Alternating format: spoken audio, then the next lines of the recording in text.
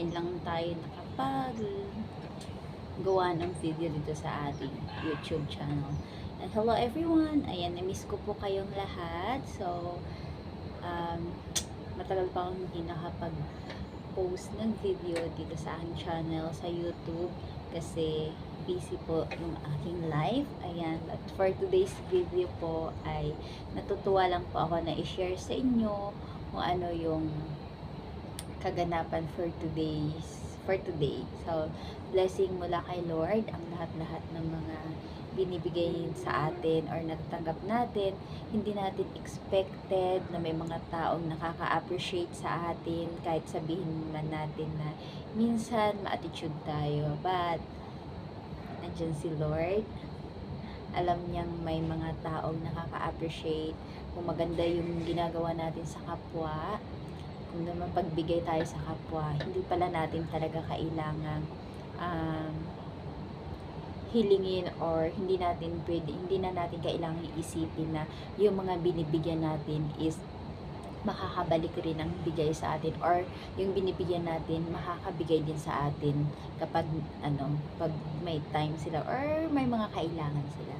But ngayong araw, hindi ko naman expected na maliit siya na bag. Kung sa kanila is maliit na bagay, kasi bihira lang ha, sa mga Chinese na mga people, bihira lang sa kanila ang magbibigay ng mga pasasalamat, the way mo silang i-treat. For ngayon, natutuwa ako kasi itong kondo ng amo ko, kasi nga diba OFW ako dito sa Singapore, so i-share ko lang, kasi nga OFW ako dito sa Singapore. Tapos, itong condo ng amo ko is ibebenta siya. So, yung agent dito is palaging andito parang halos weekend, every Saturday or Sunday. Kasi may mga clients sila na tumitingin kung bibili sila ng kung bibili ba sila ng condo. So, and then, itong agent na to is tuwing pumupunta siya dito habang nag-aantay siya ng mga client niya na i-assist para dito sa condo, sa pagbebenta ng condo. Ako yung ini-entertain ko siya, kinakausap ko siya para hindi siya maboring. So, sa lagi niyang pagpunta dito sa bahay, kasi yung mga amo ko tuwing may mga taong pupunta dito, hindi yan sila pwedeng makikita. Nagtatago or umaalis yan sila. So, tuwing may mga taong pupunta dito na nag-viewing ng bahay, umaalis yun sila. Lalo na yung amo ko lalaki kasi ayaw na ayaw niyang may mga ibang taong nakakakita sa kanya. So, actually, nung mga nakaraan-raan pang buwan, may isang pamilya dito na pumunta sa bahay, nag-viewing, and then bitbit niya yung mga anak niya. And then, yung isang anak niya is napagod na. So, yung ginawa ng anak is humiga doon sa front ng namin, sa pintuan. And then, yung pintuan namin, syempre may doormat doon. Syempre madumi yun kasi, siya, kumbaga, laging inaapakan namin kasi nga sa front door siya. So, labas-masok kaming lahat. So, syempre, marumi talaga siya. 100% yun. Wala namang doormat na malinis. Ayan. So, ngayon, eto na tayo. Sabi nung mga mag-asawa na pumunta dito, nag-view ng bahay, gusto nila ako bigyan ng something kasi sa lahat ng bahay na pinuntahan nila, ako lang daw yung nagaganon sa anak nila. Ako lang daw yung tumulong na i-care mo na yung anak nila habang sila ay nagtitingin ng mga rooms and mga area dito sa bahay. Kasi nga yung anak niya is napagod and parang nagbibisyon na kasi siguro sobrang pagod kasi parang pang-apat na bahay ata yung pinuntahan nila yung dito sa amin. So after nun, pag uwi pala nila, nagsabi siya doon sa agent na gusto niya akong bigyan ng something. Kasi sabi niya, natuwa daw siya kasi sa daming bahay na pinuntahan nila, ako lang yung helper tumulong or kinare ko yung anak nila. Hinahayaan ko ano yung kukunin ng mga anak nila. Mas binibigay ko pa kung ano yung kukunin ng mga anak nila para lang, kumbaga, manahimik sila. So, doon sila natuwa kasi napaka, ano ko daw na tao, ganun. Hindi ko naman sinabing napakabait ko kasi maldita naman talaga akong tao. Pero, bilang isang, ano kasi, isang tao, kailangan din natin silang respetuhin or kailangan nating anuhin yung mga anak nila kasi nga dito sa bahay at saka mga baby kasi yan, kailangan nating intindihin. And then, sinabihan ko si Miss Kelly na huwag tanggapin kasi okay lang.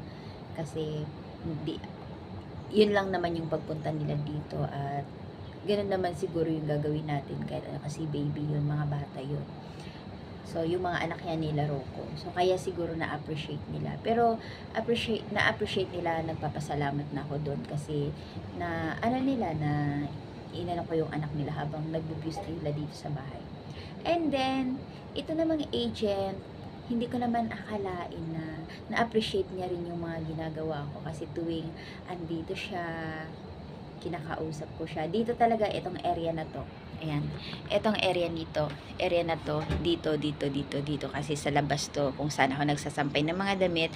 Ayan, kasi andyan yung mga damit namin, andyan. So, dito na area. So, sa labas namin yan. So, dito na area, lagi kaming nag-uusap dalawa habang inaantay namin yung mga client or yung mga pamilya na pupunta dito para bibili ng bahay. So, ngayong araw, matagal din siyang nag-antay, parang isang oras yung pag-aantay niya dito kanina. And then, pagdating niya, hindi ko akalain na may bit-bit siya nito. Ayan. So, kasi Chinese, katulad ng sinabi ko, sa mga Chinese, bihira lang sila magbigay sa mga tao. Kasi nga, ganyan sila pagdating sa pera. Pero, anong sinabi niya kanina, I like you so much daw. Gustong-gusto niya ako kasi tuwing pumupunta siya dito, ine-entertain ko siya. So, nag-iisip daw siya kung ano yung ireregalo niya sa akin, ano yung ibibigay niya na papasalamat kasi kahit mag-antay daw siya ng matagal, andito ako para to i-entertain siya. Kasi kasing age lang din kami. So, alam niyo yung binigay niya, guys. Eto, mahal to. Expensive tong mga ano na to dito. Ayan. Bakwa. Paborito ng amo kong lalaki. So, kaso nga lang, karneng baboy to, hindi masyado akong kumakain nito. Ayan. So, ang gagawin ko is pa-box ko na lang to. Okay? Kasi andito din yung box ko. Ayan, ready na. Pauwing Pinas. Ayan. Pauwing Pinas yan. So, nagulat ako. Sabi ko na lang, yes, kakain ako nito pero hindi ganun kadami. Sabi niya, it's okay, pwede mo namang kainin yan dahan-dahan. Kahit pa daw 3 months pwede kasi bago siya. And then, mahal to, guys. Ang mahal na to. Sobra. And then, next is eto. O, diba? Mga Chinese ano siya.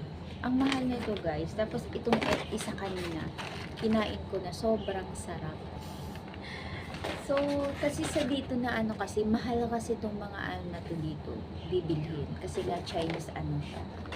So, parang natutuwa ako. Kasi sabi ko, hindi ko naman ine-expect na may mga taong makakaano sa ginagawa ko, na nakaka-appreciate sa pamamagitan ng pag-entertain ko pala sa kanila. Malaking impact pala impact pala yun sa kanila. So, natutuwa din ako kasi tulad ng sinabi ko, hindi lahat ng Chinese na ganun sila.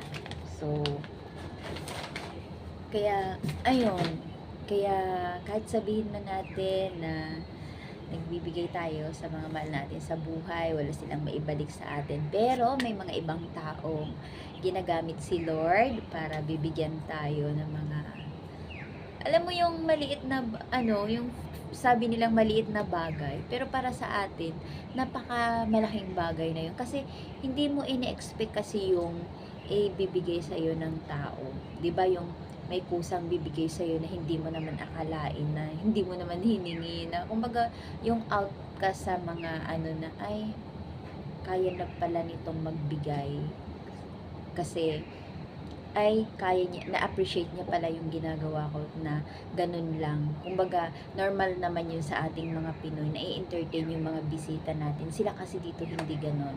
Wala kasi masyadong ganung style ang mga Chinese. So, kaya, ayun, nagpapasalamat ako at natutuwa, kaya ginawan ko ng video. Ayan. Sana guys, magustuhan ninyo ito, and please like nyo po yung aking YouTube, and please share din po. Ayan, mag-iwan po kayo ng comments para po mababalikan ko po kayo. Salamat everyone, and to God be all the glory. Blessed Sunday sa ating lahat. Bye bye.